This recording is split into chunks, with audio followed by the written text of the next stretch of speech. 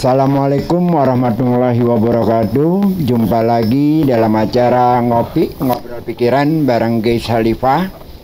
Hari ini kita berada di Columbus Cafe dengan suasana yang sejuk, dengan angin yang menyapa, dan ditemani oleh orang-orang hebat. Di sebelah kanan saya ada Pak Bambang Sasongko.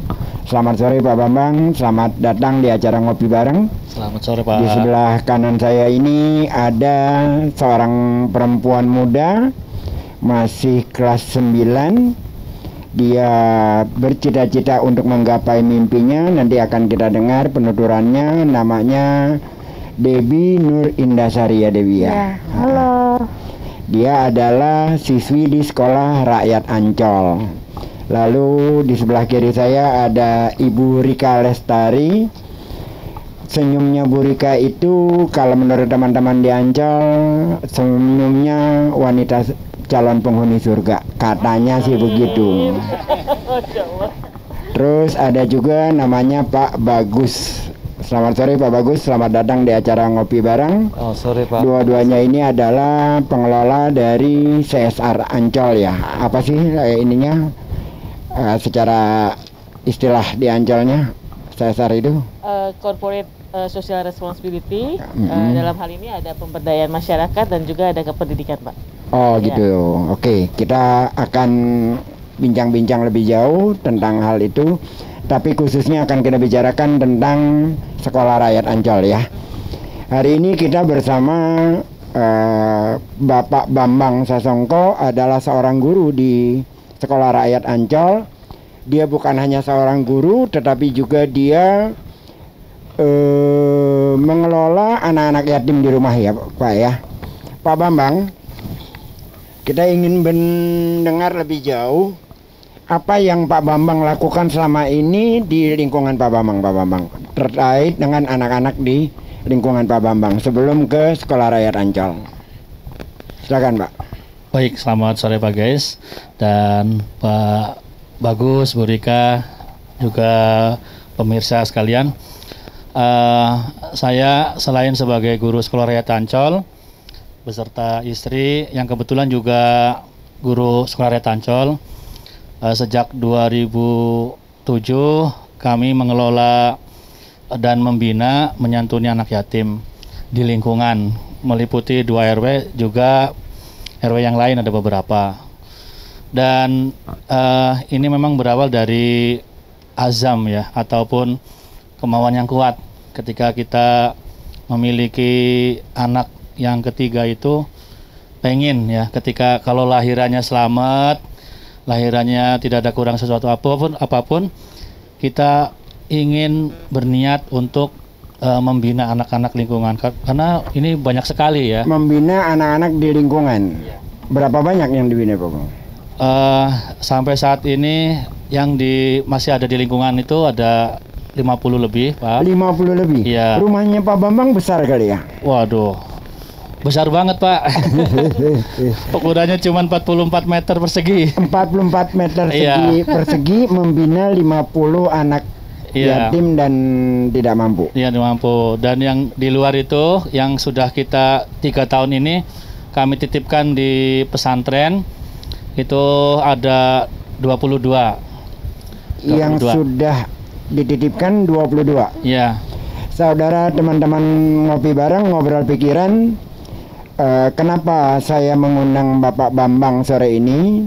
Karena menurut saya seseorang yang menjadi inspirasi bagi kita semua adalah bukan orang itu menjadi pejabat dalam artian punya kekuasaan, bukan orang itu menjadi sangat kaya raya, bukan, tetapi apa yang dia lakukan pada hidupnya dan bagaimana kepada orang lain, itulah yang menginspirasi. Saya tarik masker ini karena ini turun dulu, jadi ngobrolnya kurang enak. Lantas Pak Bambang, saya mendengar juga banyak cerita-cerita dramatis tentang anak-anak di Sekolah Rakyat Ancol. Apa saja yang Pak Bambang alami selama ini dalam mengelola Sekolah Rakyat Ancol, terutama terkait muridnya? Tentang Sekolah Rakyat Ancol, memang kami berawal dari Yayasan Sekolah Rakyat Indonesia, karena kami ini di Pademangan ini ada banyak guru-guru ya, guru-guru yang memiliki kepedulian terhadap pendidikan anak-anak pada waktu itu. Kemudian juga di awal, kemudian kita dipertemukan dengan Pak Bagus, dengan Bu Rika di awal berdirinya SRA. Nah, di awal SRA itu karena kita prihatin, saat itu banyak anak usia SMP itu putus sekolah karena sekolah semuanya bayar. Nah, jadi waktu itu pokoknya singkat cerita kita sudah mendirikan SRA dengan bantuan Ancol, support yang luar biasa, dan kami masih mencari murid ya, mencari murid yang memang kebanyakan pada waktu itu bekerja, lebih memilih bekerja. Oh, jadi anak-anak di usia sekolah lebih memilih bekerja daripada bersekolah. Betul. Jadi butuh usaha lagi untuk mendapatkan murid ya. Iya. Jadi bukan hanya menyediakan sekolahnya saja. Betul. Jadi awalnya memang kami udah nyari tempat yang sementara ya untuk bisa kita lakukan kegiatan tersebut. Kemudian kalau selepas kita masing-masing kita itu kan guru-guru itu memiliki tugas utama. Nah, di malam hari itu kita keliling hunting ya, mencari siswa-siswa yang pernah kita ajari, kita lulus SD kemudian putus sekolah, dan kita ajak. Jadi kadang-kadang waktu itu karena sudah mulai jalan di bulan kedua, mereka juga antara percaya dengan tidak percaya gitu. Bener Pak, saya sekolah. Iya, kamu sekolah gitu. Tapi saya belum punya seragam, nggak apa-apa. Belum punya sepatu, nggak apa-apa gitu. Belum punya buku, nggak apa-apa. Satu itu aja sudah cukup. Seperti tahun di bawah tahun 70-an berarti. Sekolah nyeker, nggak pakai seragam, buku satu taruh di kantong. Nah, gitu. gitu. Udah kayak Laskar Pelangi. Tapi itu betul, kami benar-benar itu sebelum film Laskar Pelangi itu muncul, kita udah ngerasakan itu sendiri gitu. Iya, dan itu di Jakarta. Di Jakarta itu. Di pusat ibu kota Indonesia. Depan Ancol lagi ya. Di depan Ancol tahun 2004. 2004. Ya. Teman-teman ngopi bareng. Inilah yang hadir di sini adalah memang orang-orang yang bukan saja punya ide dan gagasan, tapi juga bagaimana caranya agar ide dan gagasannya itu menjadi terrealisasi dengan segala macam tantangannya ya. Sebelum sampai ke Pak Bambang, sebelum berlanjut dengan Pak Bambang, saya ingin ngobrol-ngobrol juga dengan adik kita yang cantik ini, yang kemarin fotonya viral di mana-mana karena kalimat sederhananya dia mengatakan seperti ini. Saya bertemu dengan namanya Debbie, bertanya, "Debbie, apa cita-cita kamu?" Dan Debbie menjawab, "Saya ingin menjadi hafiz Quran, Pak." Luar biasa Debbie. Kamu sekarang di Sekolah Rakyat Ancol. Iya Pak. Kelas berapa? Kelas 9 SMP. Kelas 9 SMP. Iya. Kamu tinggal di Sunterjaya. Di Sunterjaya. Debbie anak keberapa Debbie? Anak terakhir. Anak terakhir dari Berempat saudara. 4 saudara ya. Iya. Oke. Jadi itu kenapa Debbie bercita-cita menjadi hafiz Quran?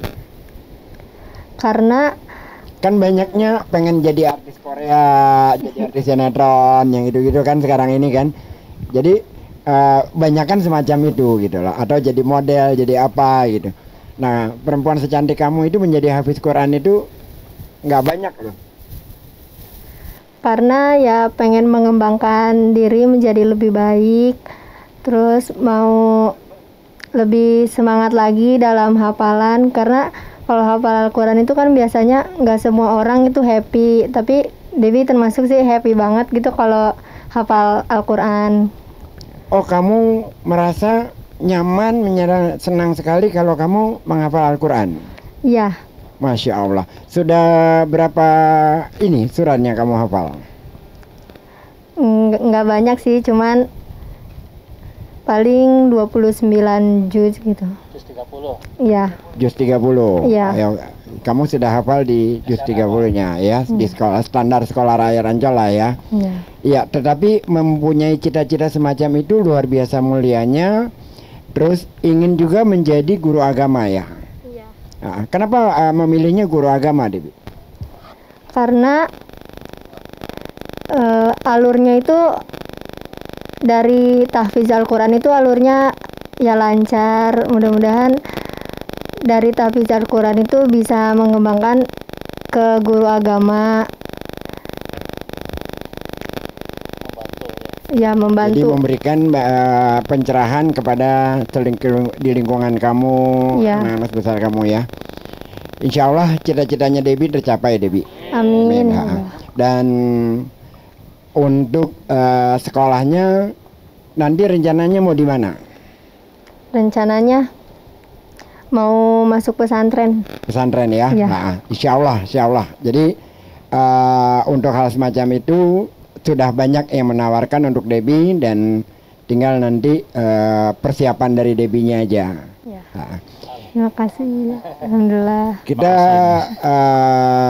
bercerita juga tentang apa dan bagaimana latar belakang dari Sekolah Rakyat Ancol. Nah, dua punggawa ini adalah teman-teman yang memulai berdirinya Sekolah Rakyat Ancol dari tempatnya, kalau nggak salah sih, di pinggiran rel gitu kan ya, sampai sekarang mendapat tempat yang sudah sendiri jauh lebih baik dengan berbagai fasilitasnya. Bu Rika bisa cerita, Bu Rika, tentang awal muasal dari Sekolah Rakyat Ancol? Ya, terima kasih Pak Gis. Jadi di sini mungkin saya nanti didahului oleh Pak Bagus, karena jujur untuk merintis program CSR di Ancol itu saya banyak belajar dari Pak Bagus. Nah, bisa dibilang Pak Bagus ini menjadi penggerak dari program CSR Ancol. Saya belajar banyak dari beliau. Jadi waktu itu memang Saya juga belajar banyak kalau sama Pak Agus ini. Iya. Jadi tahun 2004 itu yang saya ingat adalah awal bentukan dari CSR di Ancol, Pak. Jadi ada struktur organisasi sendiri yang mengelola CSR. Jadi di situ udah mulai dari pemberdayaan, kemudian pendidikan. Nah, disitulah saya langsung mengenal kita bersama-sama ya diminta oleh manajemen untuk di Pademangan mendirikan Sekolah Rakyat Ancol yang kita kerjasama dengan Yayasan Sekolah Rakyat Indonesia. Nah, di situ Pak saya betul-betul belajar banyak bersyukur karena tidak banyak orang mempunyai kesempatan untuk belajar ternyata. Mungkin ada kesempatan tetapi tidak ada dukungan, atau ada dukungan tetapi kesempatan tidak ada. Nah, itu yang betul-betul saya menjadi acuan saya bahwa ini adalah tugas mulia, Pak, yang tidak boleh saya abaikan. Bahkan sampai sekarang teman-teman saya di sosial media itu banyak sekali alumni Sekolah Rakyat Ancol, dan itu saya mendapat hikmah yang luar biasa dari anak-anak ini. Jadi pernyataan awal saya tadi bahwa info dari teman-teman di Ancol, senyumnya kamu adalah senyum bidadari surga, nggak salah lah ya. Waduh. Kalau ceritanya seperti ini ya. Terlalu berlebihan, Pak. Tapi ini betul-betul memang ya itu tadi saya bilang bahwa saya belajar banyak dari seorang saya bilang Pak Bagus itu menjadi pembimbing saya, Pak. Karena waktu itu memang kita hanya berdua, Pak, di bidang hanya berdua di bidang CSR. Kita menangani pemberdayaan masyarakat dan pendidikan. Dan pendidikan. Iya. Saya ingin ke Pak Bagus kalau gitu. Pak Bagus, meyakinkan masyarakat di sekitar itu kan nggak mudah ya. Apalagi dari cerita Pak Bambang tadi bahwa mereka lebih ingin kerja daripada sekolah. Belum lagi wajah Ancol di sekitar kita yang kurang lebih orang tidak percaya bahwa Ancol akan melakukan hal semacam. Gimana itu Pak Bagus menjalani berbagai tantangan itu? Baik Pak Ges, yang pertama adalah kami sebetulnya merasa terpanggil manakala ngelihat anak usia sekolah menyemir sepatu di jalan dan mereka harus setor ke orang tuanya Rp25.000 per hari untuk menghidupi keluarganya. Padahal saat itu adalah masa-masa mereka untuk tumbuh, untuk bersekolah, bercengkrama dengan anak-anak sebayanya, dan itu tidak mereka dapati. Atas rasa keterpanggilan itu, Pak, jadi kami ditunjuk berdua untuk pertama kalinya CSR dibentuk 2004 untuk bagaimana mencarikan program perusahaan yang bisa terukur, nyata, dan bisa memberi efek jangka panjang yang banyak dan berkah untuk perusahaan.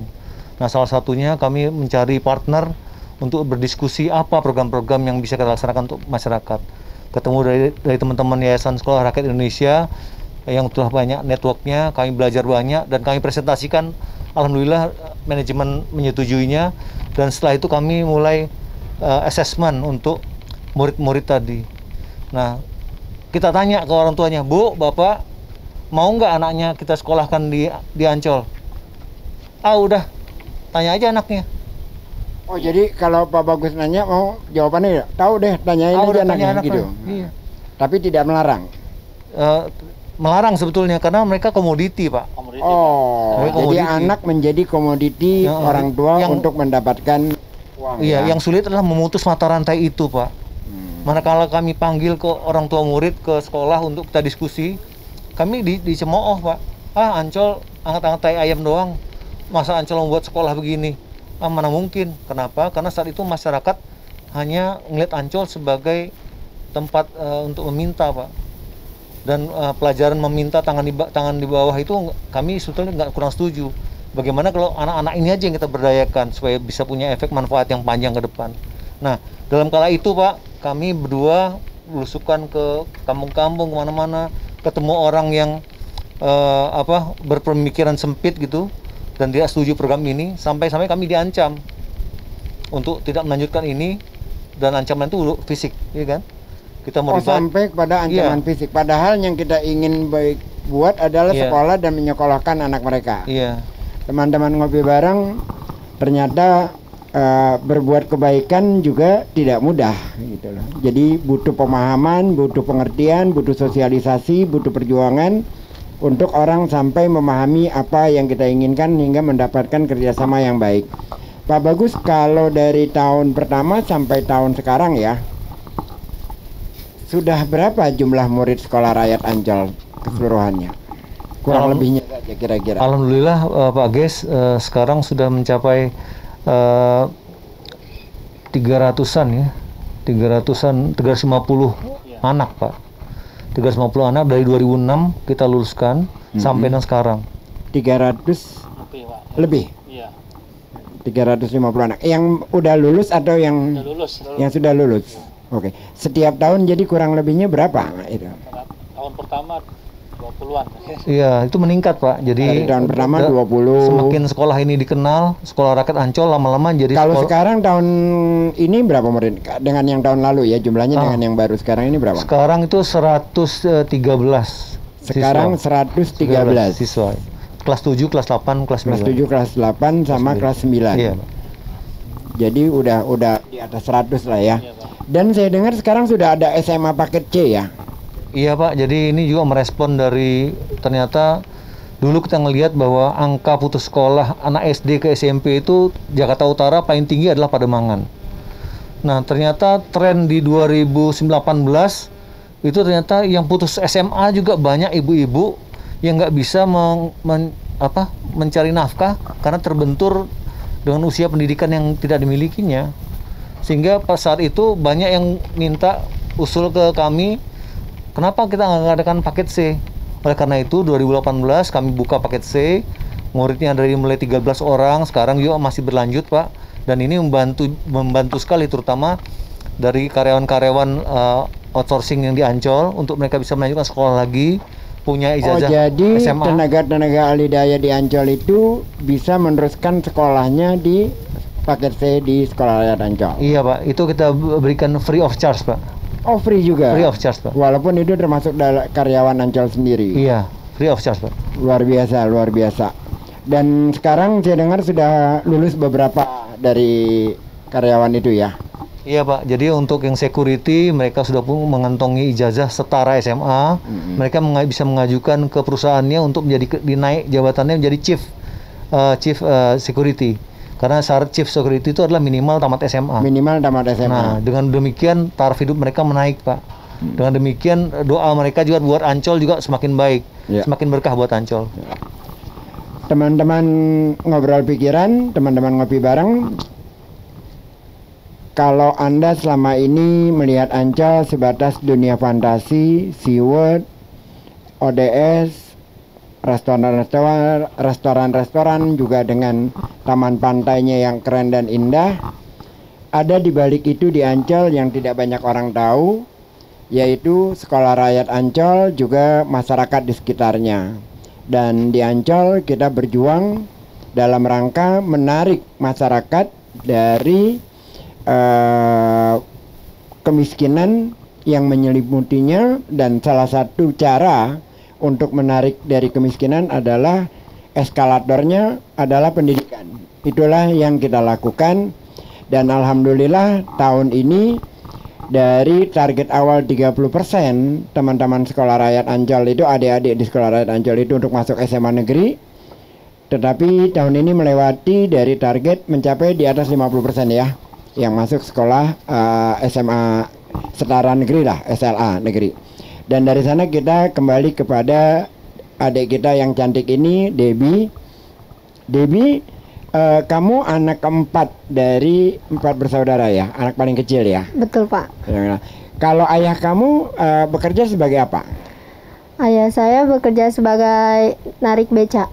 Ayah kamu, ibu Iya. kamu Bekerja di restoran makan. Di restoran apartemen. makan Apartemen. di apartemen. Jadi kamu tinggal di Sunter dengan rumahnya di Sunter sana. Iya. Oke, teman-teman ngopi bareng. Ini adalah Debbie, ayahnya seorang penarik beca dengan ibunya bekerja di Restoran makan. restoran makanan. Artinya kita tidak perlu didramatisi seperti drama Korea. Kita ngerti lah bagaimana kehidupan Debbie. Terus Debbie, kamu sekarang kan kelas 9 nih, Iya, betul, Pak. ya kan? Iya. Dalam dalam menghadapi hari-hari akhir di sekolah kan gak lama lagi habis nih. Iya. Kira-kira guru yang paling berkesan di kamu tuh siapa? Guru yang paling berkesan sih Pak Bambang ya. Oh, Pak Bambang. Iya. Jadi Pak Bambang ini guru favorit ya? Iya. Kenapa dia menjadi guru favorit kamu? Karena beliau belajar tahfiz juga, terus gampang masuk juga kalau hafalan. Oh gitu. Iya, Jadi Pak Bambang ini kalau mengajar tuh mudah kita memahaminya. betul. Memang begitu. Kadang-kadang kita belajar itu kadang sulit masuk karena persoalan gurunya. Tapi kalau saya susah belajar matematika bukan karena gurunya, emang saya yang males gitu. Jadi lain lagi persoalannya gitu kan. Pak Bambang, salah dengan kasus-kasus yang sedemikian rupa pun lupa. Ya contoh, ya sampai udah berganti judul Pak. Udah berganti dulu. Iya, Tantangannya tidak beda-beda lagi. ya. Kalau nggak di ini kadang nggak sampai lupa. Jadi emang di masyarakat kita ini macam-macam Pak.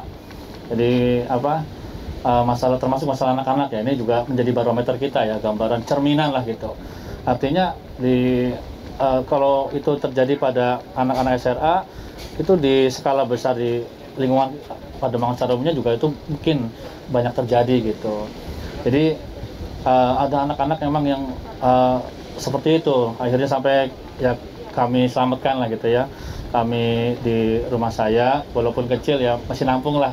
Kemudian kita motivasi, kita berikan semangat, dan alhamdulillah anaknya sekarang masih masih ada dan juga bekerja luar biasa untuk ekonomi Sudah orang tua. bekerja? Iya, Sudah tamat dari SRA atau udah tamat udah lah. sudah tamat? Udah tamat. Dan sudah bekerja. Jadi anak itu selamat dan bisa menghidupi keluarganya gitu. Iya. Itu berapa banyak yang mengalami hal-hal yang semacam itu? Tidak sama persis, tapi kira-kira yang punya persoalan semacam itu. Ada berapa ya, nih ada 3 kali yang itu. Yang semacam Yang itu ya? sejenis itulah 3 Yang ini. itu. Ah. Dan itu Papa merawat semua. Ya kita pokoknya ya, saya jaga lah itu. Saya jaga itu. Jadi bikin kita ngeri ya. Orang-orang kayak gini nih kok kita ngeri gitu Iya, ya. iya, betul. Hidupnya diabdikan untuk mengelola masyarakat, Iya. menyelesaikan banyak masalah orang gitu kan. Masya Allah Pak Bambang. Kalau lagi sholat, tolong bantu-bantu doain kita juga Pak Bambang. Amin, sama-sama. Amin. Pak Bagus, selama ini kerjasama dengan Pak Bambang gimana? Lancarkah atau ada hambatan atau gimana? Ya, alhamdulillah Pak. Jadi selama 16 tahun kerjasama, memang dengan segala suka duka, seluk beluknya perkembangan kita, kami Ancol, kami baru bisa berusaha bagaimana agar guru-guru bisa sejahtera minimal mendekati UMR Pak. Oke, itu satu. Yang kedua, dari sisi sekolahnya, Dari sisi sekolah sekarang alhamdulillah manajemen begitu terbuka, support, jadi membantu melihat bahwa ini adalah memang yang harus Ancol lakukan buat masyarakat sekitar, sehingga sekolah kita sangat baik, sangat ramah anak, sejuk, guru-gurunya enjoy, anak-anak siswa juga enjoy, dan di situ ada kebahagiaan. Di situ ada kebahagiaan ya, luar biasa. Saya ingin tanya lebih dalam lagi. Ini Pak Bagus atau Bu Rika nih yang ngerti ini. Saya berkali-kali ke sekolah rakyat Ancol, tapi nggak ada bangkunya, nggak ada mejanya tuh. Kenapa? Bu Rika, silakan Bu Rika. Jadi ceritanya menarik kayaknya nih. Sekolah standarnya kan ada meja, ada bangku. Ini seperti zaman siang ngaji, lekar ini. Kembali ke Ya, saya dan jadi memang dari tahun 2004 itu Iya. kita Sekolah Rakyat Ancol kita berupaya untuk membuat ambience anak ini supaya nyaman, Pak. Jadi memang kita melihat juga anak-anak ini kan juga punya keterbatasan ruang Iya. di rumahnya. Maka kita berikan kebebasan mereka dengan cara belajar yang menyenangkan. Nah, konsep belajar tanpa kursi dan meja itu sepertinya bisa membuat mereka nyaman ya Pak Bambang ya. Bisa mereka nyaman, kemudian mereka bisa leluasa, tetapi tentunya dengan standar metode belajar yang sesuai ya Pak ya. Tentunya dengan meja, tetapi walaupun duduk di bawah dengan meja. Nah, meskipun demikian juga ini teman-teman dari Sekolah Rakyat Ancol juga memberikan inovasi-inovasi. Jadi ada banyak kegiatan-kegiatan yang sifatnya itu adalah hard skill ya, Mobile hard skill. juga. Nah, jadi anak-anak ini memang punya kelebihan Pak. Jadi mereka tidak hanya soft skill yang mereka punya, mereka itu memiliki hard skill.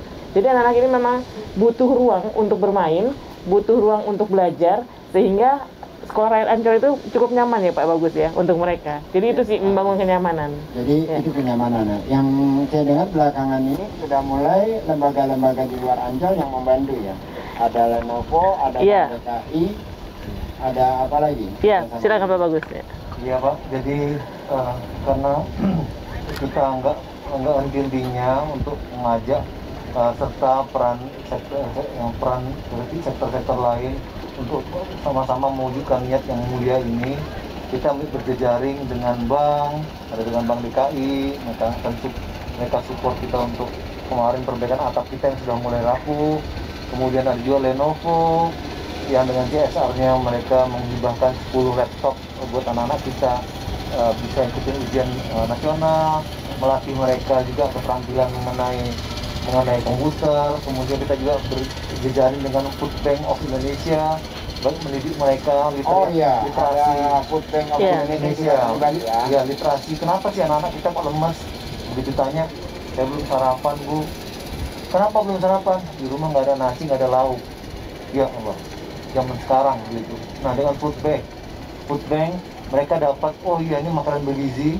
Mereka dapat bisa merasakan ini makanan enak. Itu berlanjut, program itu berlanjut Pak. sampai Jadi, sekarang. Sampai sekarang kita mau sosialisasi terus Pak. Teman-teman ngopi bareng, Anda bayangkan bahwa teman-teman yang di kanan kiri saya ini bukan hanya memberikan pendidikan, bukan hanya memberikan ruang sekolah, tapi juga bertanggung jawab terhadap pada masalah gizi dari adik-adik kita di Sekolah Rakyat Ancol. Saya kira itu luar biasa, dan Pak Maruli sudah nunjuk-nunjuk tangan terus bahwa acara ini akan segera berakhir. Jadi pertanyaan terakhir saya tujukan kepada Debbie nih. Debbie, apa harapan kamu untuk kamu dan teman-teman kamu yang akan datang?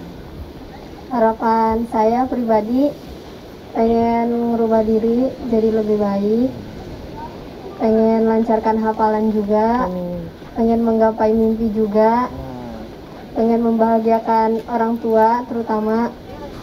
Terus harapan buat teman-teman, semoga lebih semangat lagi belajarnya.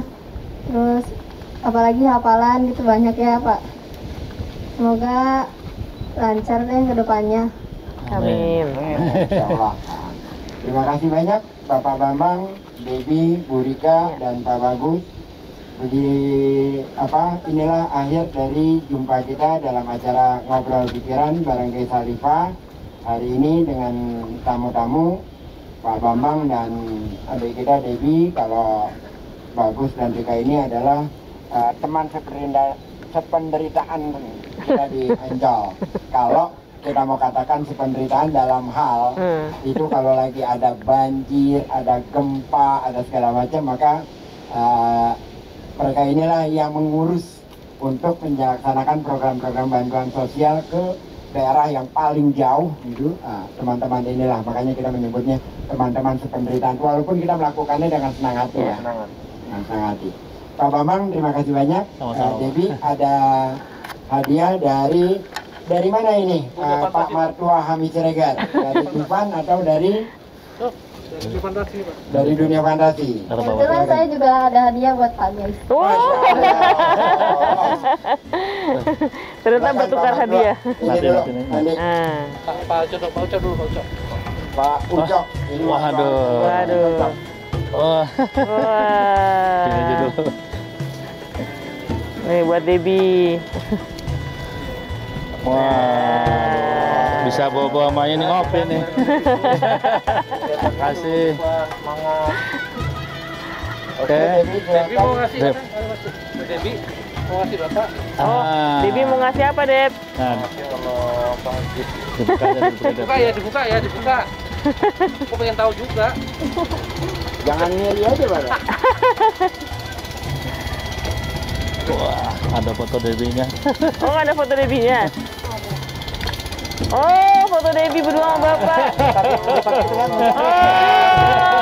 sini, Pak. Nah, foto.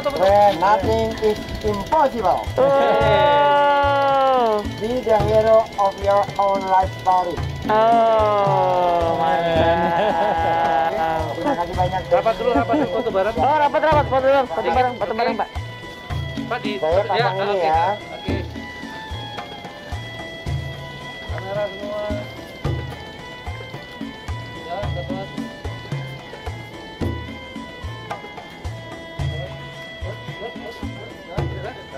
Oke. Kopi. Oh, ngopi. Ini mau lompat.